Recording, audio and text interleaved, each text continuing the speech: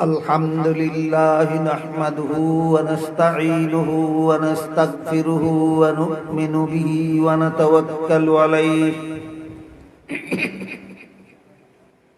ونعوذ بالله من شرور أنفسنا ومن سيئات أعمالنا من يهده الله فلا مضل له ومن يضلله فلا هادي له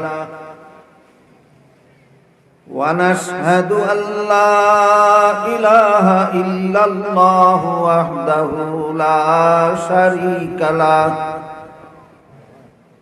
ونشهد عليه وسلم وإن العلماء ورثة الأنبياء وإن الأنبياء لم يورثوا دينارا ولا درهما إنما ورثوا العلم فمن أخذه أخذ بحظ وافر أو كما قال عليه الصلاة والسلام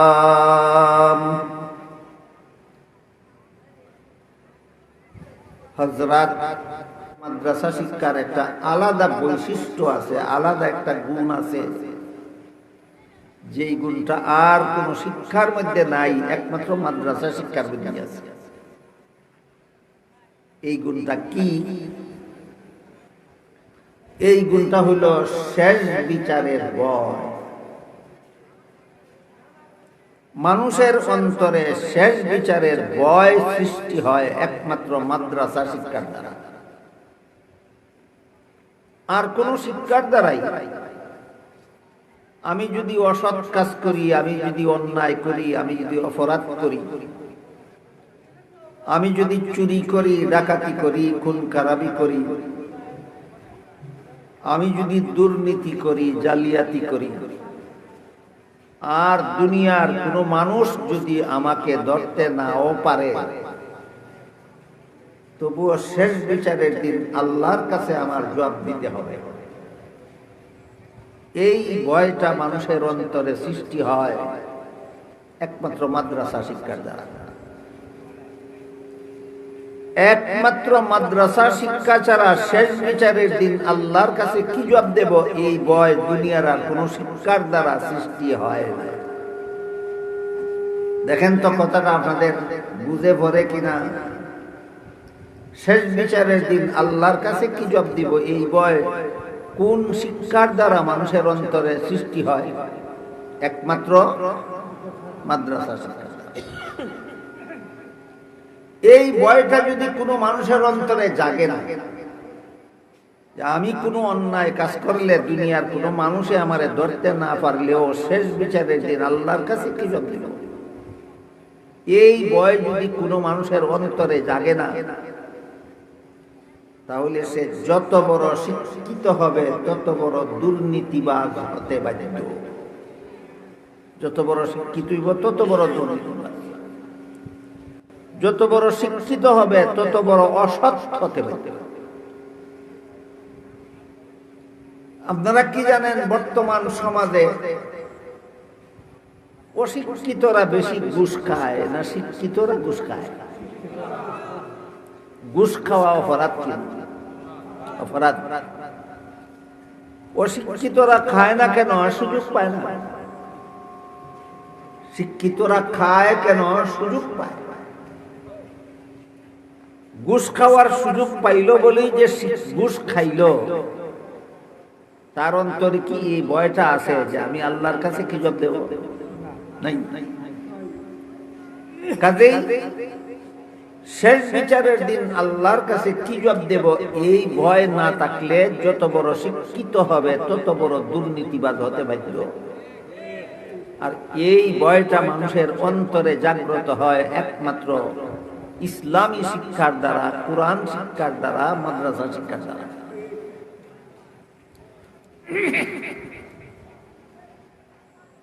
এর এক দুইটা উদাহরণ আমি আপনাদের সামনে তুলে দেব।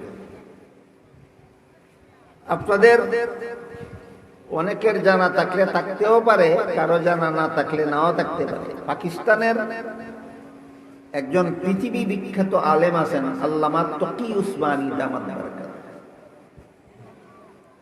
বর্তমান দুনিয়াতে সারা দুনিয়া জুড়ে আঙ্গুলে গোনার মতো বড় বড় যে কয়েকজন আলিম আছেন, এর মধ্যে একজন হইলেন পাকিস্তানের তকি উসমানী।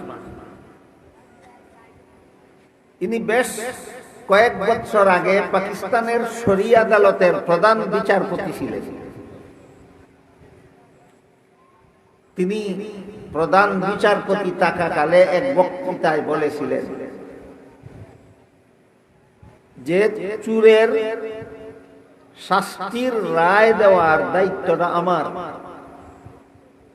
কিন্তু আমি যেদিন থেকে বিচারপতি হয়েছি এরপর থেকে আজ পর্যন্ত কোন চুরের শাস্তির রায় দেওয়ার সুযোগ পাইলাম। কারণ চুরকে আদালতে হাজির করলে আমি সাক্ষী প্রমাণ নিয়ে রায় দিতাম শাস্তির। চুরকে আদালতে হাজিরই করে না, থানার থেকে পুলিশে ঘুষ খাইয়া ছেড়ে দেয়। চুরকে থানার থেকে আদালতে হাজির করে না, থানার থেকেই ঘুষ খাইয়া চুরে ছেড়ে দেয়।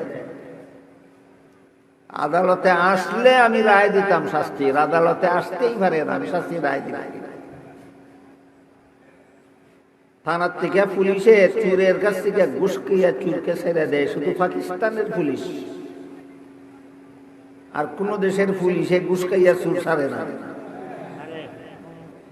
এরা কি অশিক্ষিত না শিক্ষিত? শিক্ষিতর দল ঘুষখোর হইল কেন? শেষ বিচারের দিন আল্লাহর কাছে কি জবাব দিব সেই ভয় নাই, সেই ভয় নাই। এই জন্য শিক্ষিত হইয়া ঘুষখোর গেল। পাকিস্তানের ঘটনা, বাংলাদেশের এক ঘটনা করি। এটাও মনে হয় আজকের থেকে প্রায় 50 বছর আগের ঘটনা। ব্রাহ্মণবাড়িয়া এলাকার এক সভা থেকে আমি রেলগাড়িয়ে বাড়িতে আসার জন্য ব্রাহ্মণবাড়িয়া রেল স্টেশনে গিয়া দেখি গাড়ি সাইডে দিতেছে, টিকিট নেওয়ার আর সুযোগ নেই। টিকিট ছাড়াই রেলগাড়িতে উঠলাম। টিটি সাহেবরে কইলাম যে আমি টিকিট নিতে পারছি না, আমার একটা টিকিট বানাইয়া দেন, আর যা ভাড়া হয় আমার কাছ থেকে আর নেন। উনি আমার কয়েক টিকিট বানাইয়া দেওয়া যাবে না। আমি বললাম কেন? সরকারে তোমার বেতন দেয়, যারা টিকিট ছাড়া উঠে এরা টিকিট বানিয়ে দিবে নাকি? টিকিট বানিয়ে দেবে মানে তোমার চাকরিটা কোনটা?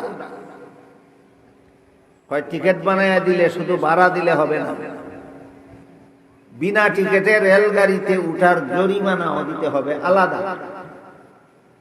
আমি কইলাম জরিমানাও দেব, ভাড়াও দেব, টিকিট বানিয়ে দেব। এখন আমার কয় আপনার জরিমানা তো লাগবেই না, ভাড়াও সবটুকু লাগবে না, টিকিট ছাড়া যা মনে চায় আমাকে দিয়া দেন। টিকিট ছাড়া বলেন তো, টিকিট ছাড়া যা মনে চাই দিলে দেখি সরকারের তবিলও যাইব না, তার পকেটও থাকবো। এটা কি সুনীতি না দুর্নীতি? এই একটা অশিক্ষিত লোকরে সরকারে চাকরি দিছে, এই জন্য দুর্নীতিবাজ দিছে না শিক্ষিত? বুঝে থাকলে বলেন শিক্ষিত লোকটা দুর্নীতিবাজ কেন? যে শিক্ষা শিখছে ওই শিক্ষার মধ্যে শেষ বিচারের দিন আল্লাহর কাছে কি জবাব দিব ওই কথা নাই। প্রাইমারি স্কুলে পড়ছে, এখানে এই কথা নাই যে শেষ বিচারের দিন আল্লাহর কাছে কি জবাব। হাই স্কুলে পড়ছে, এখানের বইয়ে লেখা নাই দুর্নীতি করলে শেষ বিচারের দিন আল্লাহর কাছে কি জবাব দিব। কলেজে পড়ছে, এখানের বইয়ে লেখা নাই দুর্নীতি করলে আল্লাহর কাছে কি জবাব দিব।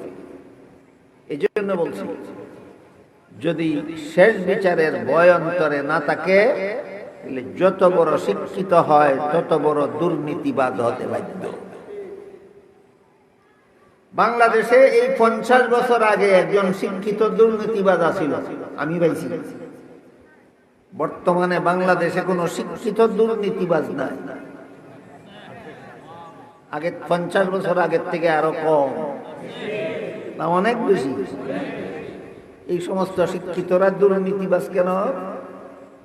যে শিক্ষা শিখছে ওই শিক্ষার মধ্যে এই কথাটা নাই যে আমি আল্লাহর কাছে কি। কয়েকটা উদাহরণ আপনাদের শুনাইলাম যে শেষ বিচারের ভয় মানুষের অন্তরে জাগ্রত হয় একমাত্র মাদ্রাসা শিক্ষার দ্বারা। মাদ্রাসা শিক্ষা ছাড়া আর কোন শিক্ষার দ্বারা শেষ বিচারের দিন আল্লাহর কাছে কি জবাব দিব এই ভয় জাগ্রত হয় না। এই জিনিসটা ওই মাদ্রাসা শিক্ষার আলাদা গুণ। আল্লাহর ভয় অন্তরে জাগ্রত হওয়া, আমি অন্যায় কাজ করলে আল্লাহর কাছে কি জবাব দেব, এই ভয়টা অন্তরে জাগ্রত হওয়াটাই মাদ্রাসা শিক্ষার আলাদা গুণ। এই গুণ একমাত্র মাদ্রাসা শিক্ষা ছাড়া দুনিয়ার আর কোন শিক্ষার মধ্যে পাওয়া যায় না। মাদ্রাসায় যারা লেখাপড়া করেন, কুরআন হাদিস শিখেন, তাদের অন্তরে এই গুণ জাগে, যে কারণে এরা কোন রকমের অন্যায় কাজে, গুনার কাজে জড়িত হওয়ার সাহস করতে পারে। কিন্তু যারা মাদ্রাসায় লেখাপড়া করেন না, তাদের অন্তরেও কি শেষ বিচারের ভয় জাগ্রত হওয়া দরকার নি মনে করেন? দরকার।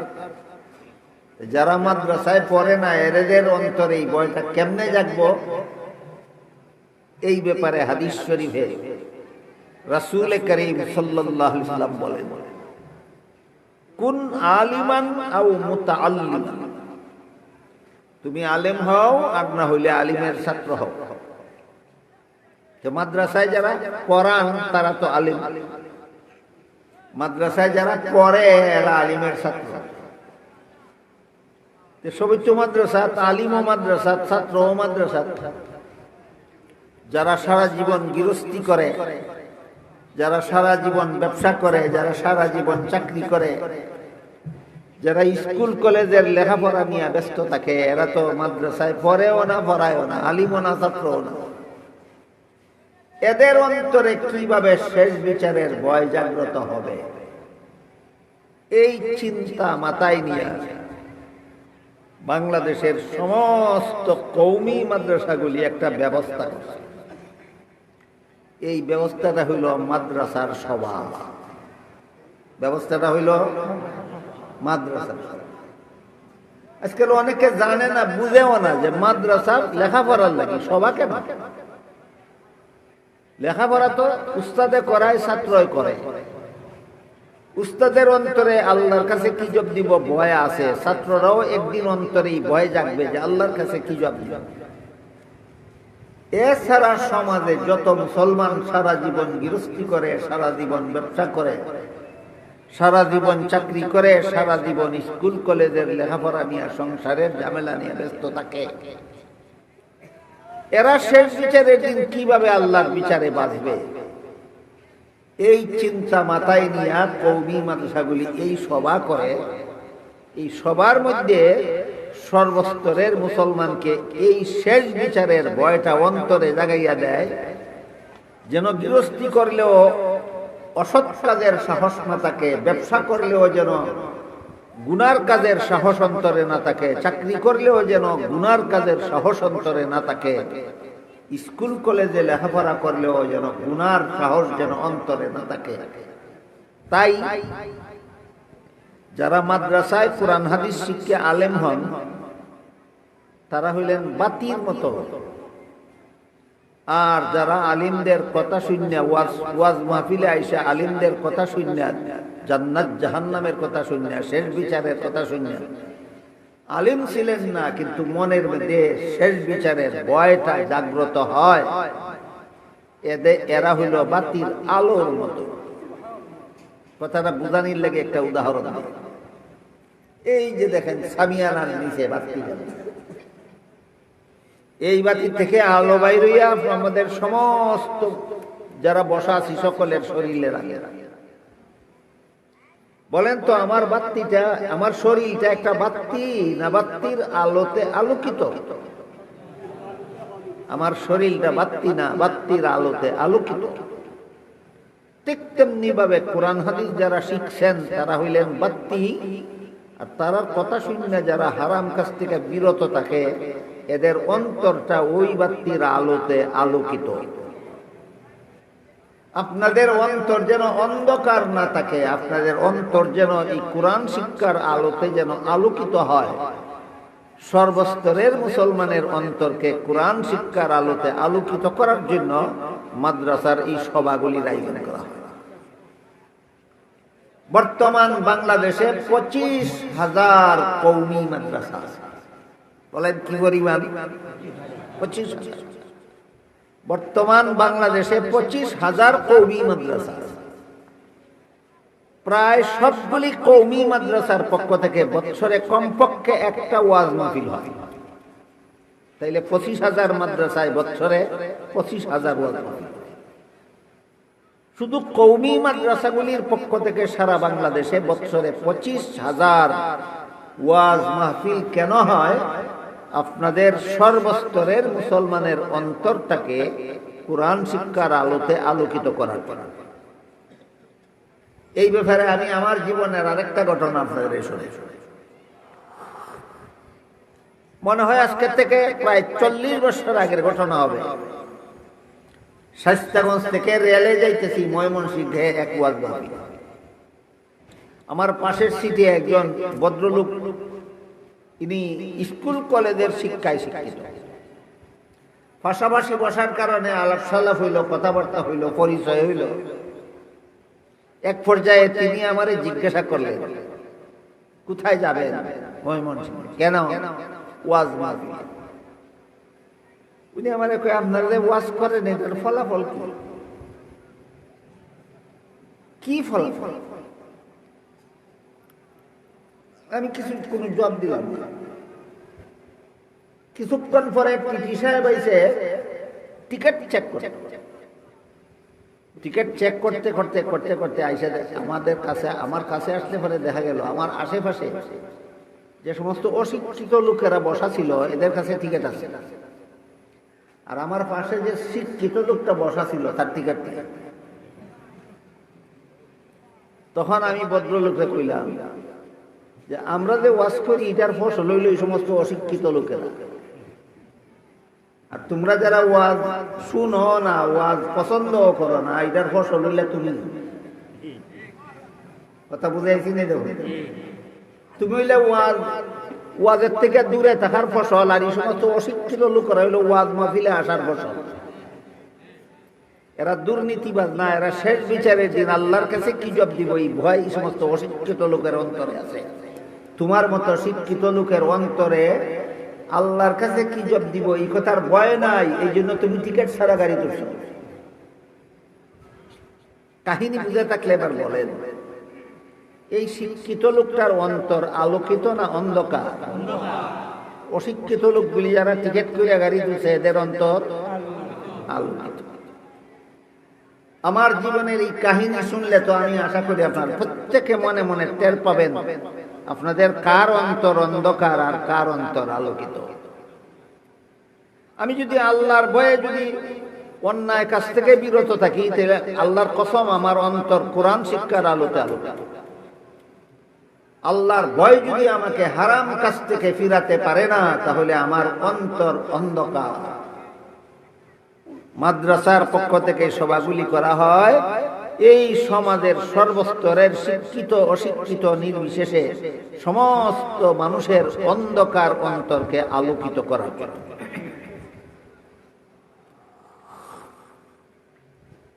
এবার আমি কোরআন শেষ বিচারের দিন আল্লাহর কাছে কি জবাব দিব এই ভয় থাকলে যে অসৎ কাজ করতে পারে না, দুর্নীতির ধারে কাছে যাইতে পারে না, জালিয়াতির ধারে কাছে যাইতে পারে না। এর কয়েকটা উদাহরণ আপনাদের শুনি।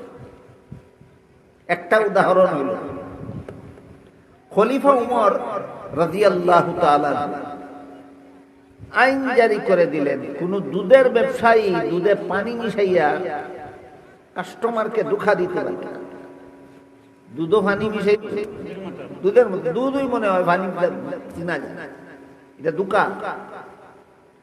দুধের মধ্যে পানি মিশাইলে যেহেতু পানি দেখা যায় না, দুধই দেখা যায়, খালি এটা কাস্টমারের ধোঁকা দেওয়ার একটা পদ্ধতি। খলিফা উমর আইন জারি করে দিলেন, এইভাবে দুধের খরিদ্দারে ধোঁকা দেওয়া যাবে না, কোন ব্যবসায়ী পানি দুধের মধ্যে পানি মিশাই দিবে। খলিফা উমর আবার রাতের বেলায় ঘোরাফেরা ফিরা জনসাধারণের অবস্থা খোঁজখবর নিয়ে দেখতেন, তদন্ত করতেন। এই অবস্থায় খলিফা উমর ঘোরাফেরা করতে করতে একটা ঘরের সামনে গিয়া শোনেন গভীর রাতে একটা মেয়েকে তার মা বলতেছে, রাত পোহাইবার আগে দুধে পানি মিশাইয়া রাখো, রাত পোহাইয়া দুধ বিক্রি করতে হবে। মেয়ে কয় খলিফা উমরের মানুষের। মায় কয় এই গভীর রাতে, অন্ধকার রাতে দরজা জানালা বন্ধ করা ঘরের ভিতরে দুধে পানি মিশাইলে খলিফা উমরে দেখবে না। মেয়ে মারে জবাব দেয়, খলিফা উমরে না দেখলেও আল্লাহ তো দেখবে। খলিফা উমরে না দেখলেও আল্লাহ তো দেখবে। খলিফা উমরে না দেখলে আমরা বিচার করতে পারবে না, আল্লাহ তো দেখবো, আল্লাহর কাছে তো বিচার দিতে হবে, তখন কি জব দিবে? বলেন তো এই পল্লীবাসী মূর্খ মেয়েটার অন্তর অন্ধকার ছিল না কোরআন শিক্ষার আলোতে আলোকিত? কোরআন শিক্ষার আলোতে আলোকিত। আমি কি পরিষ্কার ভাবে আপনারা বুঝাইতে পারলাম না যে মাদ্রাসার সভাগুলি কেন সমস্ত মানুষের অন্তরকে কোরআন শিক্ষার আলোতে আলোকিত করে? এই কথা আমরা জীবনে কোনোদিন বলি। 25,000 কওমি মাদ্রাসা বাংলাদেশে প্রতি বছরে 25,000 ওয়াজ মাহফিলের আয়োজন করে, শুধুমাত্র সর্বস্তরের মানুষের অন্ধকার অন্তরকে আলোকিত করার জন্য, শেষ বিচারের ভয় অন্তরে জাগ্রত করার জন্য। এই খলিফা উমরের আরেক বছর একদিন তিনি মরুভূমির রাস্তা দিয়ে যাইতেছিলেন, সাথে খাওয়ার মতো কিছু নাই। আর মরুভূমির মধ্যে তো বাড়ি ঘর নাই, দোকান ফাটো নাই, খানা পানি জোগাড় করার ব্যবস্থাও নাই। এই অবস্থায় খলিফা উমরে দেখলেন একটা রাখাল ছেলে এক পাল ছাগলের রাখালি। ওই রাখাল ছেলে তার পালের একটা দুধের ছাগল দুধ দোহন করে পান করে, বাংলা ভাষায় কয় দোহন করা, ব্রাহ্মণবাড়িয়াতে কয় দোয়ানি। আমরা সারা মালিকের মাল কেউ দেয় না, এতেই আমার আত্মাটা তুষ্ট। কিন্তু আমানতদারির কারণে দিল না, নাকি আমার ঠগানির লাগি এরকম একটা সুন্দর কথা শোনাইয়া দিল, এটা তাকে বলে একটা দুধের ছাগল তোমার কাছে বিক্রি কইরা পয়সাটা যদি আমি মাইরে দেই, বাংলা ভাষায় কয় আত্মসাৎ করি, আমরা দেশের আঞ্চলিক ভাষায় কয় মাইরা দেওয়া, কেউ কেউ কয় সক্কা মারা। ইয় ছাগল একটা বাঘে ধরে নিয়ে গেছে, বাঘে ছাগল ধরে নিয়ে গেলে রাখাল ছেলের ফিরানির কোনো ক্ষমতা নাই, তোমার বিরুদ্ধে কোনো বিচারও চলবে না, তোমার বিরুদ্ধে কোনো অভিযোগ হইবে। এই কথা বলা মাত্র রাখাল ছেলে, হে খলিফা উমর চিনে না মুসাফির লোকটা? হ্যাঁ কয়, এই বেটা মুসাফির, খারো আমার একটা কথা শুনে যা। আমার মালিক, আমি আমার মালিকের বিশ্বস্ত চাকর, শতকরা 100% আমারে বিশ্বাস করে। কাজে আমি যদি তোর কাছে একটা ছাগল বেচা পয়সাটা মাইরা খাই, আর মালিক রেগিয়া কই ছাগল একটা বাঘে ধরে নিয়ে গেছে, 100% বিশ্বাস করবে, আমার বিরুদ্ধে বিচারও দিবে না, অভিযোগ করবে। কিন্তু তুই বল, এই পয়সাটা যে আমি মালিককে ঠগাইয়া দেয় আমি খাবো, আল্লাহ দেখবেন কিনা? তাইলে সেই আল্লাহর কাছে আমি শেষ বিচারের দিন কি জমি? বুঝে থাকলে বলেন, খলিফা উমরের দেশের একটা অশিক্ষিত রাখাল ছেলে, তার অন্তরটা অন্ধকার ছিল না আলোকিত? কোন শিক্ষার আলোতে? কোরআন শিক্ষার আলোতে আলোকিত ছিল। এই কারণে এই সক্কা মারার মতো অসৎ সাহস তার অন্তরে নাই।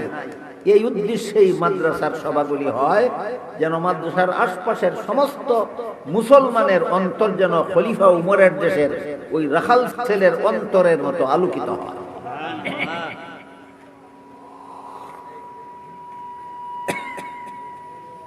এরপর আরেকটা ঘটনা শুনি। হযরত ইউসুফ আলাইহিস সালামের সাথে অপকর্ম করার জন্য জুলাইখা একটা খাস কামরায় নিয়ে গেলেন।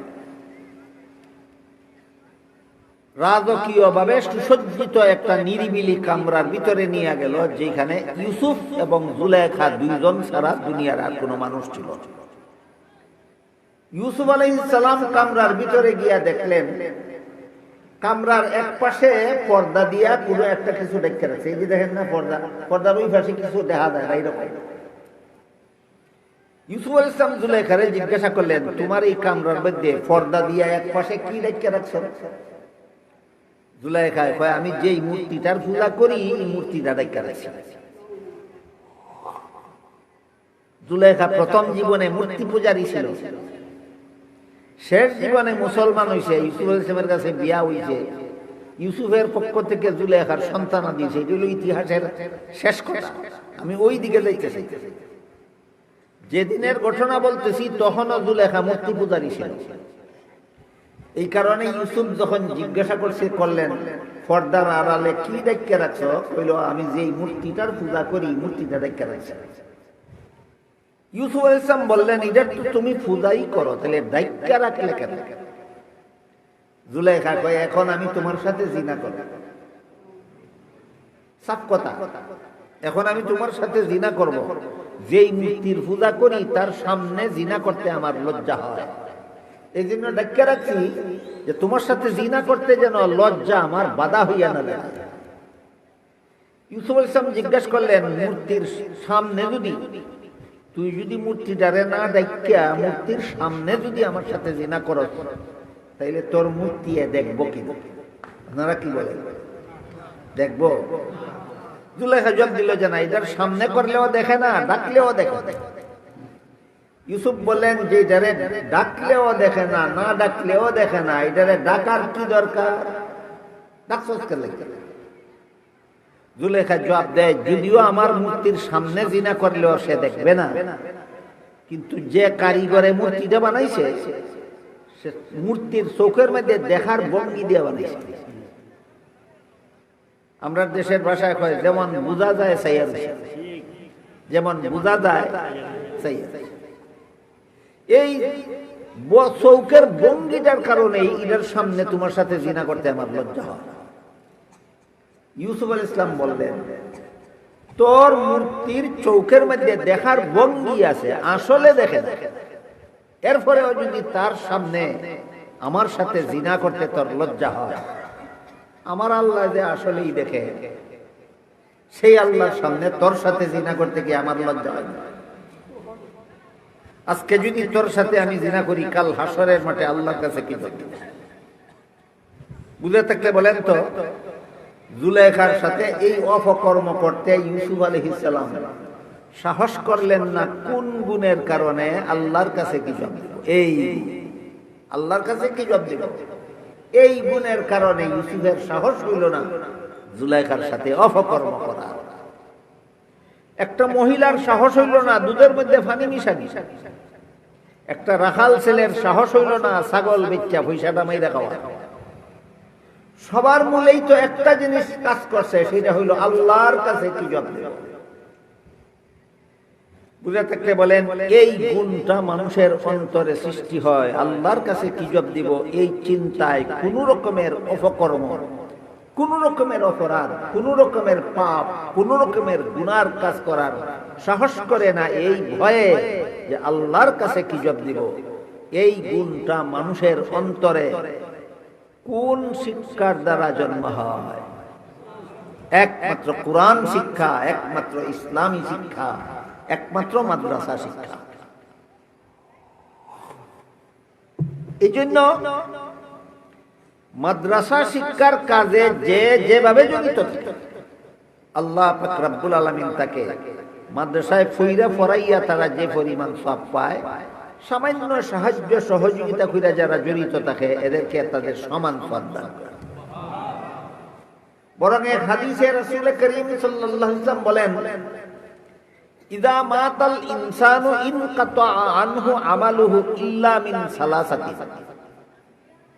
আল্লাহর রাসূল বলেন, মানুষ মরলে পরে তার নেক আমল বন্ধ হইয়া যায়, কিন্তু তিন দল মানুষ মরলেও সওয়াব পাইতে থাকে। তিন দল মানুষ মরলেও সওয়াব পাইতে থাকে। এর মধ্যে এক দল যারা এমন কাজে দান কইরা মারা যায় যেই কাজ সব সময় চলতে থাকে। একটা মসজিদ বানানোর মধ্যে দান কইরা মরলো, এই মসজিদে সব সময় মানুষের নামাজ পড়তে থাকে। মাদ্রাসায় দান কইরা মরল, যে মাদ্রাসায় সব সময় কোরআন হাদিসের শিক্ষা দেওয়া হইতে থাকে। বলেন যারা দান করে এরা চিরকাল বাঁচে না একদিন মরে যায়? কিন্তু যে প্রতিষ্ঠানে দান করে এই প্রতিষ্ঠান মরে যায় না সব সময় চলে? আল্লাহর রাসূল বলেন দান কইরা যে মরল এই ব্যক্তি যতদিন পর্যন্ত মাদ্রাসায় কোরআন হাদিস শিক্ষা দেওয়া হইতে থাকবে, সমস্ত উস্তাদে শিক্ষা দিয়া সমস্ত ছাত্র শিক্ষা যে সব পাইব, যে বেটায় দান করে মরছিল সে কবর শুইয়া শুইয়া এই পরিমাণ সব সময় পাইতে থাকবে। হাদিসটা বুঝে থাকলে এবার বলেন তো, আগে বুঝাইলাম মাদ্রাসার শিক্ষার কি দরকার। মাদ্রাসা শিক্ষার দরকার মানুষকে সৎ পথে জীবনযাপনের ব্যবস্থা দেওয়ার জন্য। এই মাদ্রাসা শিক্ষার সাথে যারা যতভাবে জড়িত, যারা যতভাবে সাহায্য সহযোগিতা করেন, সর্বশেষে আপনাদেরকে এই কথাটা বুঝাইলাম যে মাদ্রাসায় যারা পড়ে আর যারা পড়ান সকলে মিললে যেই পরিমাণ সওয়াব, যে মাদ্রাসায় 100 ইট দিয়া শরীক হইছিল মাদ্রাসার বিল্ডিং করার সময়, যে 1 ব্যাগ সিমেন্ট দিয়া শরীক হইছিল, যে 1 টন রড দিয়া শরীক হইছিল, যে একটা ইটের মূল্য দিয়া শরীক হইছিল, সে সমস্ত ছাত্র শিক্ষকের সমান সব কবরে শুয়া শুয়া পাইতে থাকে। কাজেই আপনারা যারা মাদ্রাসায় পড়েনও না পড়ানো না, কিন্তু মাদ্রাসার সাহায্য সহযোগিতা করেন, মাদ্রাসার উস্তাদকে লজিং দেন, মাদ্রাসার ছাত্ররে লজিং দেন, অথবা মাদ্রাসার কোনো কাজে সহযোগিতা করেন, অথবা মাদ্রাসার বিল্ডিং নির্মাণের সময়, ঘর বানানোর সময়, যে কোনো সময় আপনার বললে সাধ্য মতো কেউ 1টা ইট, কেউ 10টা ইট, কেউ 100 ইট, কেউ 1000 ইট, যে যা পারেন দেন। বলেন কত বড় লস না বিরাট লাভ? কি পরিমাণ লাভ! ইট দিলেন 100, কিন্তু সব পেতে থাকবেন হাজার হাজার ছাত্ররা কোরআন শিক্ষার সব পেতে থাকবেন। কাজেই আমি আশা করি আমার এখানে আসার পরে মুহতামিম সাহেব হুজুর বলছেন যে একটা গড় অসমাপ্ত রয়েছে বানানি, এই অসমাপ্ত গড়টা সমাপ্ত করতে